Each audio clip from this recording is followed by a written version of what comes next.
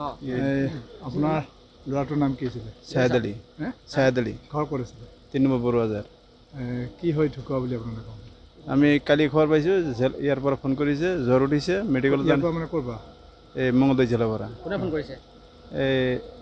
এজন জেলি আছে তাত আৰু বাচ্চা নামৰ মানুহ এজন সিহঁতে ফোন কৰিছে যে ছায়েদৰ বেমাৰটো চিৰিয়াল। পৰা 5:15 ফোন কৰিলে যে ইয়াতে ডেড বডি হৈছে। ক'ত আনিছিল? তাত এই মঙলদৈ চিভিলত আছে, সেইখিনি আমি জানো আৰু। কিমান দিন ধৰি চিভিলত আছে? জেলত আছে? জেলত আজি 6 বছৰ 4 মাহ। কি কেছত আনিছে? মাৰ্ডাৰ কেছৰ।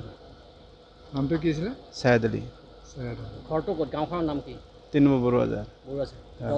দলগাঁও, থানা দলগাঁও। আপোনালোকে কিবা সন্দেহ কৰে নেকি? আমি আৰু কি সন্দেহ, আমি দেখা নাই, যে এইটো শুনিছোঁ আমি এইটো জেলৰ পৰা শুনি পালোঁ যে ডাক্তৰে ক'লে যে এতিয়া জ্বৰ আহিছিল এতিয়া মাৰা গৈছে এইখিনি।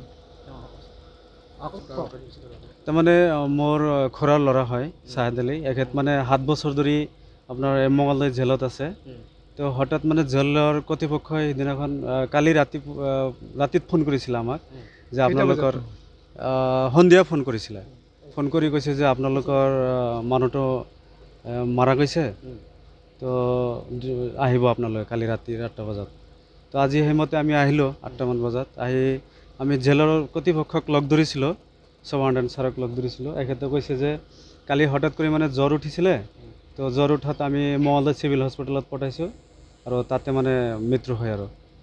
চিভিলত যেতিয়া জ্বৰ হৈছিল তেতিয়া কিয় খবৰ? আপোনালোকে কিবা প্ৰশ্ন কৰিছিল নেকি যে আমাক জ্বৰ যেতিয়া হৈছিল কিয় খবৰ? মৰাৰ পিছত খবৰ কৈছে যে এইটো আমি চিকিৎসাৰ কাৰণে পঠাইছোঁ আৰু তাতে মৃত্যু হৈছে আৰু। সন্দেহ মানে এতিয়া ডক্টৰৰ ৰিপৰ্টৰ ওপৰত ডিপেণ্ড হ'ব, এইটো কি ৰিপৰ্ট বা দিয়ে ডক্টৰে। হয়, পোষ্টমৰ্টম কৰিব আনিছোঁ। এতিয়া পোষ্টমৰ্টমৰ ৰিপৰ্টটো ওলালেহে আমি মানে নিশ্চিত হ'ব পাৰিম হয় কেনেকৈ দুখ হৈছে বা কেনেকৈ মৃত্যু হৈছে। আমি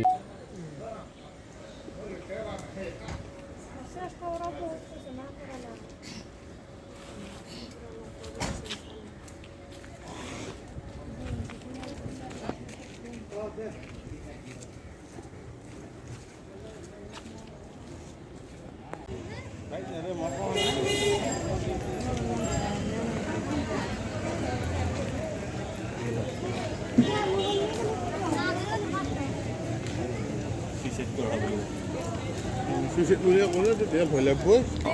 পৰিয়াল নিলা নেকি আমাৰ পষ্টমৰ্টেমতে যাম পিছে